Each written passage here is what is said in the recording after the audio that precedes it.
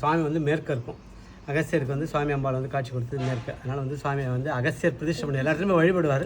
ஆனால் அவரே ஸ்தாபிதம் பண்ணி வழிபட்ட ஸ்தலம் அது. ஒரு மண்டலம் 48 நாள் இருந்து பிரதிஷ்டை பண்ணி வழிபட்டிருக்கார் சிவனை. அதுக்கப்புறம் தான் அந்த கோயில்கள் வந்து உருவாயிருக்கு. அதுமாதிரி அகஸ்தியர் பிரதிஷ்டை பண்ணனால மேற்கு இருக்கும் சுவாமி. சுகபிரம்ம ரிஷி, அகஸ்தியர், ஆதிசேஷன், காலவ மகரிஷி அவெல்லாம் பூஜை பண்ண ஸ்தலம். சுகபிரம்ம ரிஷி என்ற முனிவருக்கு சுகர் வந்து கிளிமுகமாக இருப்பார்.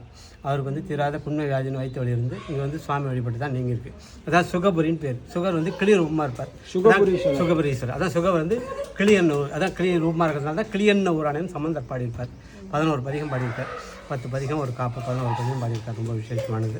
அதுமாரி ஆதிசேஷனே பூஜை பண்ண ஸ்தலம். பெருமாள் படுத்துருக்காருலே ஆதிசேஷன். ஆதிசேஷன் வந்து ஈஸ்வரனை பூஜை பண்ணி ஆதிசேஷனுக்கு சுவாமி வந்து இங்கே அருள் கொடுத்துருக்கார். அதனால ராகு கேது தோஷங்கள் எது இருந்தாலும் நிவர்த்தி ஆகிடும். இங்கே வந்து தோஷங்கள் பரிகாரம் பண்ணிப்பாங்க. ரொம்ப விசேஷமானது. அதுமாதிரி சுகபிரம்ம ரிஷிக வைத்த வலி நீக்கிறதுனால தீராத வைத்த வலிகள் எந்த விதமான நோய் நொடிகள் வயிற்று சம்பந்த கோளர்கள் இருந்தாலும் சுவாமி வழிபட்டு அவருக்கு அபிஷேகம் பண்ண ஜலத்தையோ பாலையோ சாப்பிட்டோன்னாக்கா நோய் நொடிகள்லாம் நீங்கள் அதிகம். பொதுவாக எல்லாராலையும் காசியில் போய் தரிசனம் பண்ண முடியாது.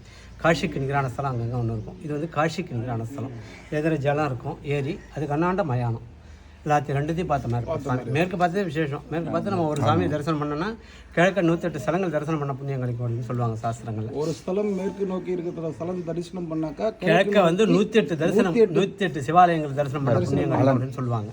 அதாவது மேற்க பார்க்கறது ரொம்ப விசேஷமானது. அதுமாதிரி மேற்க பார்த்ததில் ஜலமும் மயானமும் சேர்ந்த மாதிரி இருக்குங்க. அதான் காட்சிக்கு நிகரான ஸ்தலம்னு சொல்கிறது. ரொம்ப விசேஷமானது. அதுமாதிரி அம்பாள் வந்து கிழக்க பார்த்த மாதிரி இருக்கும்.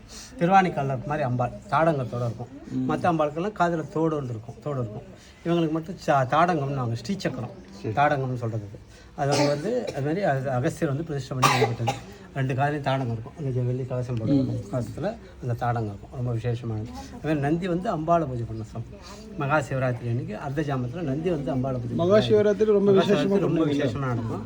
சிவராத்திரி அன்றைக்கி நந்தியே அம்பாளை பூஜை பண்ணது. அதான் இங்கே வேண்டி தான் நந்தியே வந்து அம்பாளை பூஜை பண்ணுது. எல்லா இடத்துலையும் சுவாமி பூஜை பண்ணது உண்டு.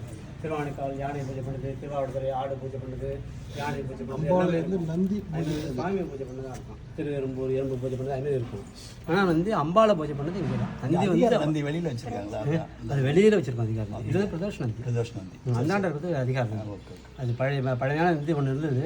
அதனால் அது அதிகாரம் நந்தி ஆக்கி வச்சுட்டோம். அது விசேஷம். நந்தி வந்து அம்பாளை பூஜை பண்ண ஸ்தலம். மகா சிவராத்திரிக்கு அர்த்த ஜாமத்தில் அந்த நிகழ்வு இன்னும் நடக்கும். வருஷம் மகா சிவராத்திரி அன்றைக்கி 3வது காலம் முடிஞ்ச உடனே கதவை சாத்திடுவோம்.